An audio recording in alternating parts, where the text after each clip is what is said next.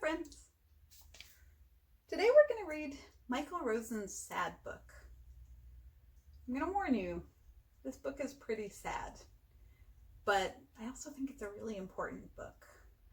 One time when I was really sad, when my dad died 2 years ago, I was really looking for a book to help my then 3-year-old understand what I was going through, because for him the hardest part was understanding how I was grieving. Do you know what it means to grieve? That's when you lose something really important to you and it makes you feel really sad, but it's a very deep sadness. And you kind of are coming to understand what it means that something isn't going to be a part of your life anymore. And this book can be hard to read sometimes, but it's also a really important one. So I'm going to read it for you today. Micheal Rosen's Sad Book by Micheal Rosen.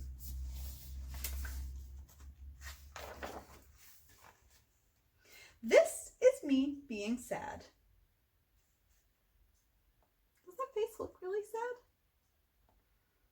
Yeah, because sometimes we can feel sad, but we might not always look it on the outside. Maybe you think I'm happy in this picture. Really, I'm sad, but pretending to be happy. I'm doing that because I think that people won't like me if I look sad. Do you think that's true? Do you think people stop liking you if you look sad?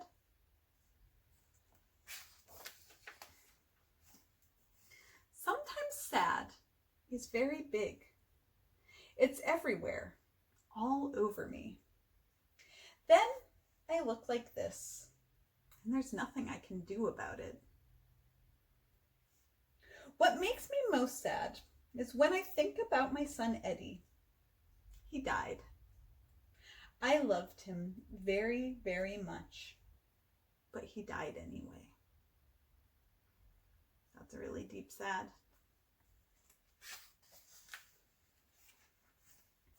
Sometimes this makes me really angry. I say to myself, how dare he go and die like that? How dare he make me sad? Eddie doesn't say anything because he's not here anymore.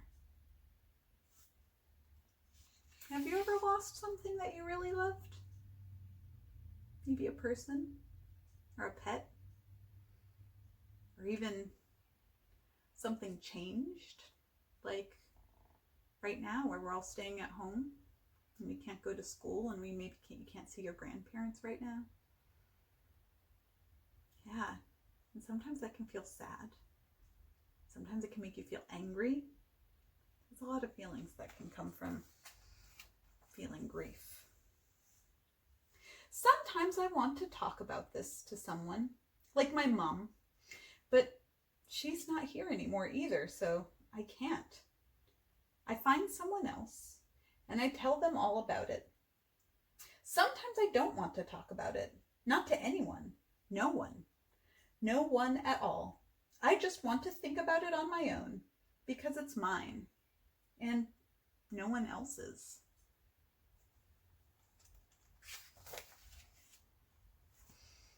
Sometimes, because I'm sad, I do crazy things like shouting in the shower, or banging a spoon on the table, or making my cheeks go.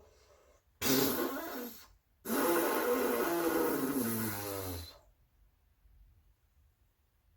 you ever do that?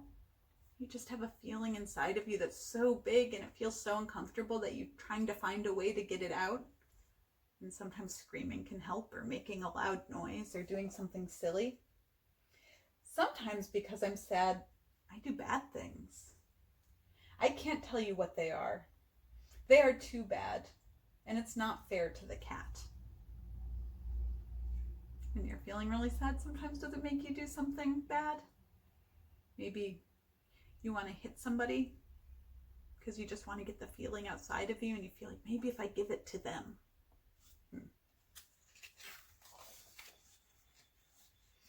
Sometimes I'm sad, and I don't know why. It's just a cloud that comes along and covers me up. It's not because Eddie's gone. It's not because my mom's gone. It's just because. Maybe it's because things now aren't like they were a few years ago. Like my family. It's not the same as it was a few years ago. So what happens is that there's a sad place inside me because things aren't the same.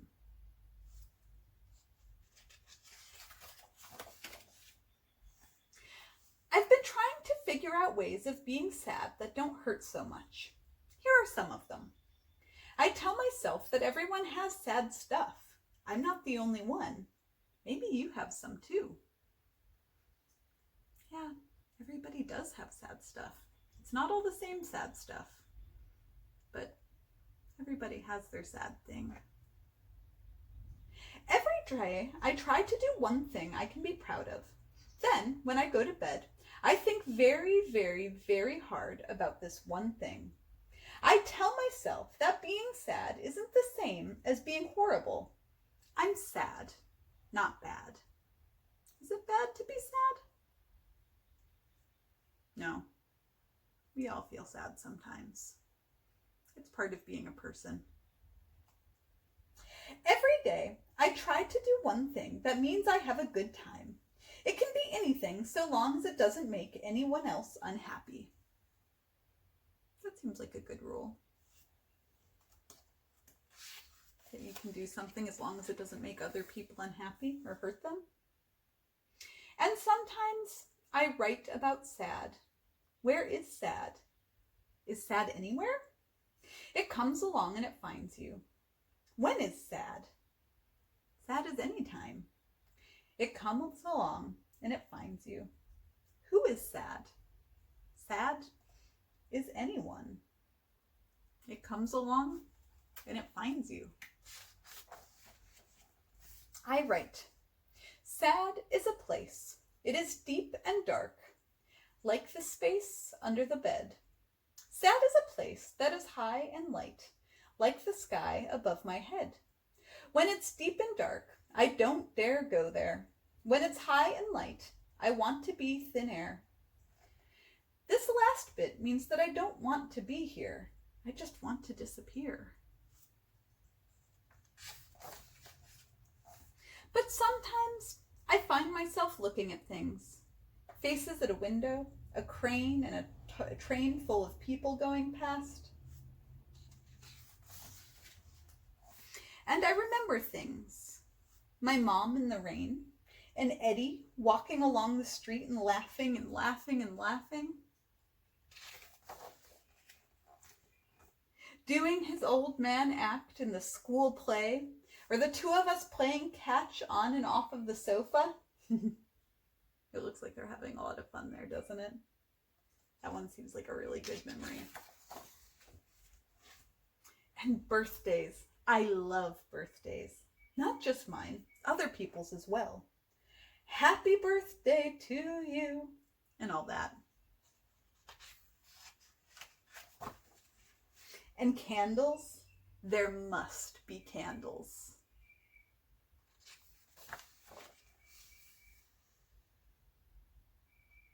What do you think he's doing right now?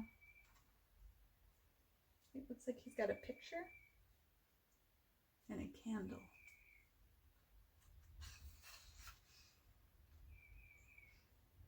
I think he's remembering. And he's holding those memories with him.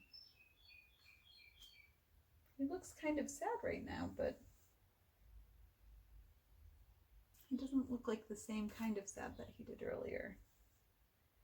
Can you feel sad and happy at the same time? Yeah. Emotions can be very complicated, can't they? Sometimes you can feel both sad and happy.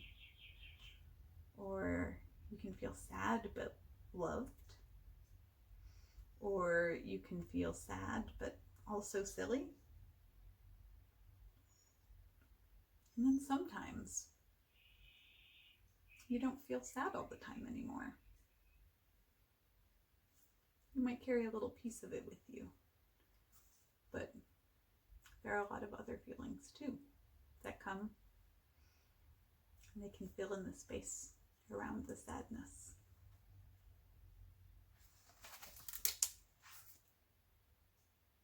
The end.